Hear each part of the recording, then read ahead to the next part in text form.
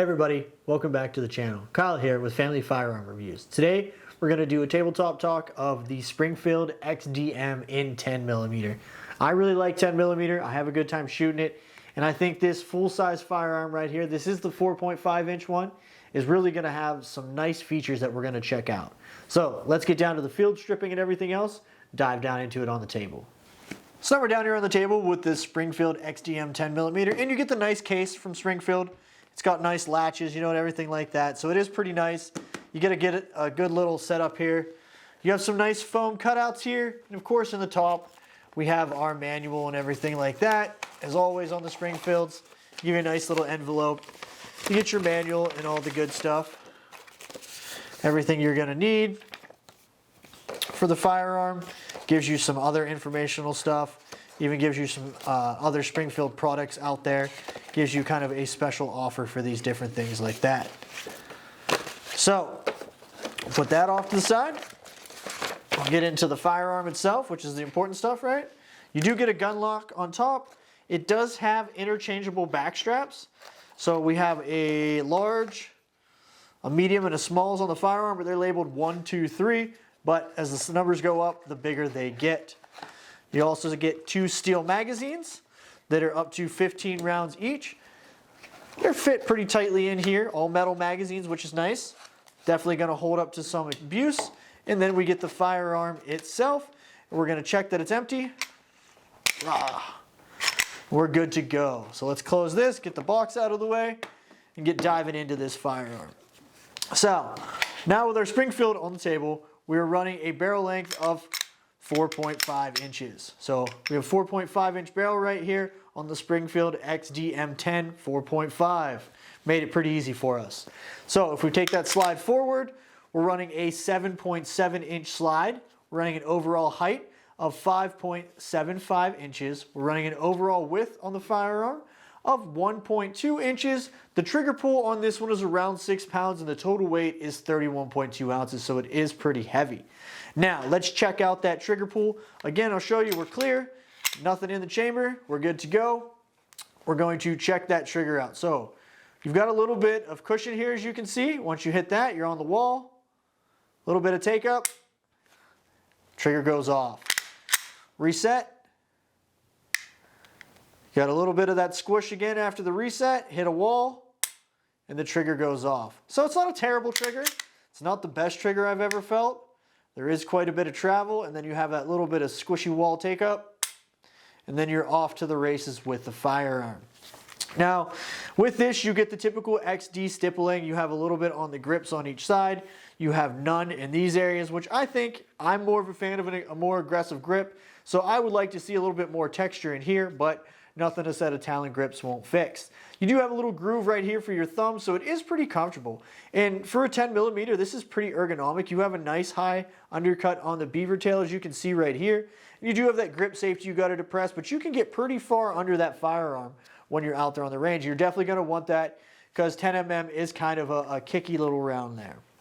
Now with the back plates, you do get a lot of stippling here, a little bit more grip texture, and we do have a striker indicator there. So all that's going to tell you is if the striker is cocked. As you can see right there, it comes out. Again, firearms unloaded, safe direction on towards the floor. When you pull the trigger, it's going to go away.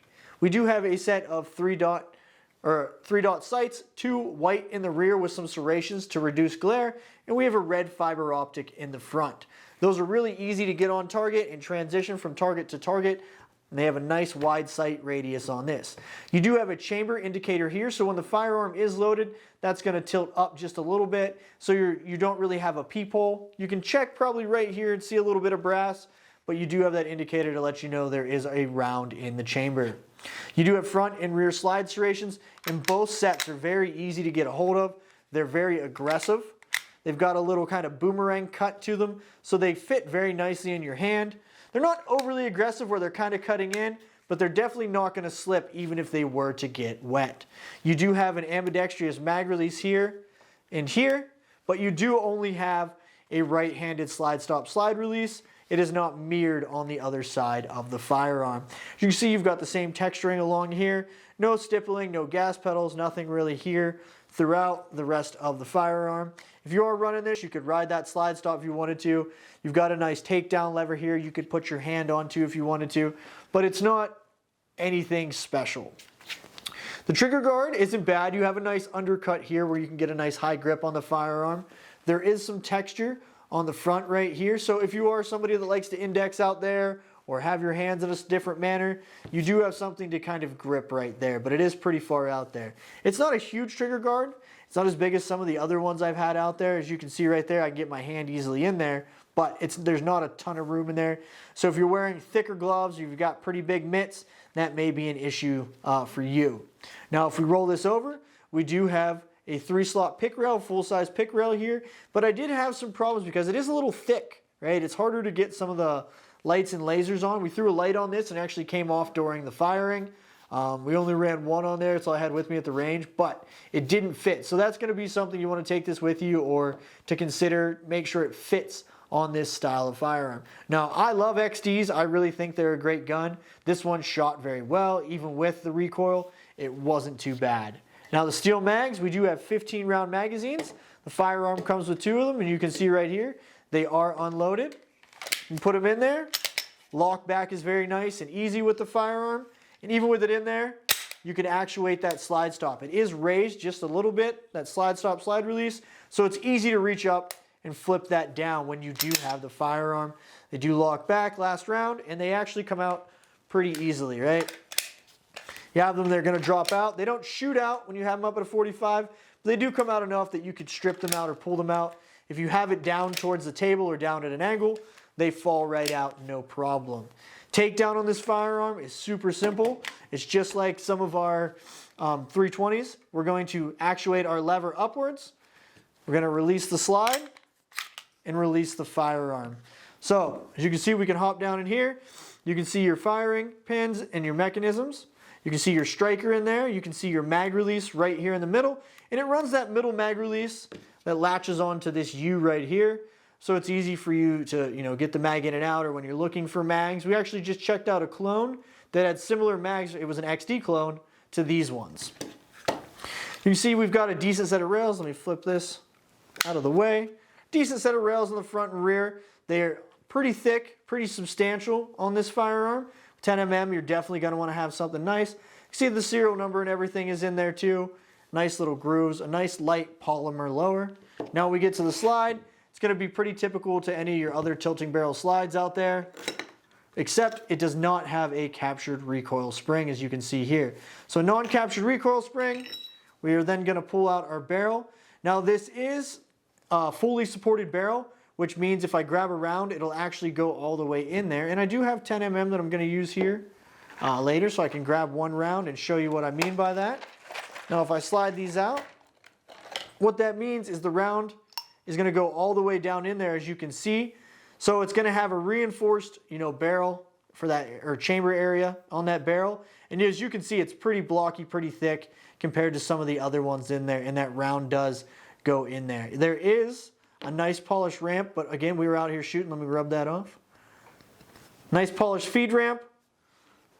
So the bullet's going to feed right up on there, nice and easy, into there. And then we have that nice match barrel on here. It even says match 10mm auto there. So it's a good barrel on this firearm. I am going to put this back in there, out of the way. Whoop, spill those. Move those out of the way for now. I forgot, those weren't connected. We're going to get this firearm back together, right? So let's get a look in here first before we get it back together.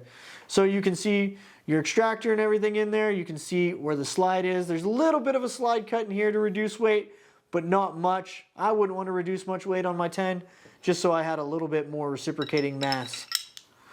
Now if we put that in there, we put our non-captured recoil spring in. Push that inside of there. Make sure we seat it down. There is a groove you've got to meet on the barrel. Make sure you get it seated down in there all the way. I need to flip my takedown lever back the right way. So I have the bar. As you can see, your takedown lever's right here. It's just flat. You can flip it. It's got the curve to lock it into place. So we'll slide that back on. We'll lock it back. We will rotate our takedown lever, and we will show you we are empty. We did clear. We do have ammo off to the side. We're going to do some weights next. And Let it go forward. There's our striker indicator pointed in a safe direction. Depress the rear safety, the grip safety, and fire. So on this, you do have your grip safety and you do have a trigger safety. It will not go off if you do not depress both. So you have this one, it's not going to go off. And if I just depress this and don't hit the trigger safety, it's not going to allow the firearm to go off. So you do have a double safety on the firearm. No manual safety, but the grip and trigger safety are there for you. So now we're going to weigh the firearm. So I believe they said it weighs 31.2 ounces off the rip. So with a mag unloaded in it, we are running a 1 pound, 15.1 ounce weight right there. Now we'll lock that back. We're going to load up this mag and we are going to check the weight with a loaded mag and one in the chamber. So that's going to be with 16 rounds altogether. So let's get to loading this 10 mil. So we'll see how easy these are to load. I know getting towards the bottom of this mag, it's going to be a pain in the butt because it's got that stagger stack right there. I did spill those rounds over there. I forgot the Cellier and Bellet have the split one. They have 25 in each square instead of the full 50 in one little tray there.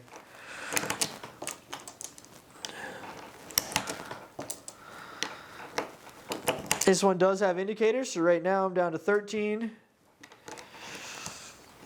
There's 14 and 15. So we have 15 rounds in the mag. I'm going to put that slide forward so I don't accidentally put one in the chamber. I'm going to pull one off to the side, put that in there, give her a little slap, sit that there, put our extra round on there. We are running 2 pounds, 8.8 ounces. So 2 pounds, 8.8 ounces, and that is with the Cellier and Billet 180 grain ammo. So it is a pretty heavy firearm when you do get out there, you have it fully loaded, just over 2 pounds.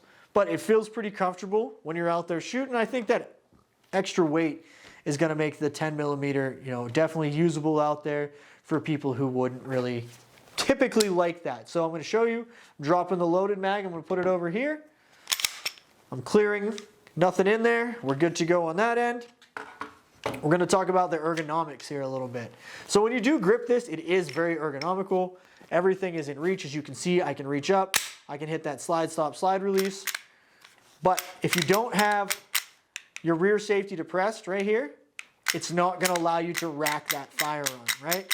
So even if I put a mag in there and I don't have that rear grip safety depressed, I can't rack my slide at all. So that is something to think about. It's another safety feature. It wants to make sure you have a good grip, good purchase on this before you go forward or back.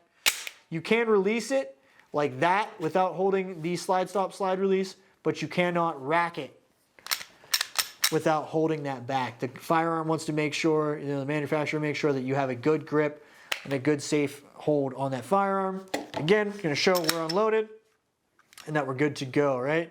We do have our chamber indicator here. As you can see, when we are loaded, it would pop up. I never put one in the chamber because I'm in the house and I don't like to do that. But again, I hope you found this informative. I hope you liked the overview of the gun and the field strip and showing you the different weights so you can see what you're getting into. And I hope you guys come back for the next table talk. See ya. Thanks for watching our video. Make sure to hit that notification bell so you don't miss out on any of our future videos. If you liked the video, make sure to like and subscribe to our channel. Comment below. We want to hear from you. Get more content from Family Firearm Reviews by joining our Patreon and checking out the links in the description.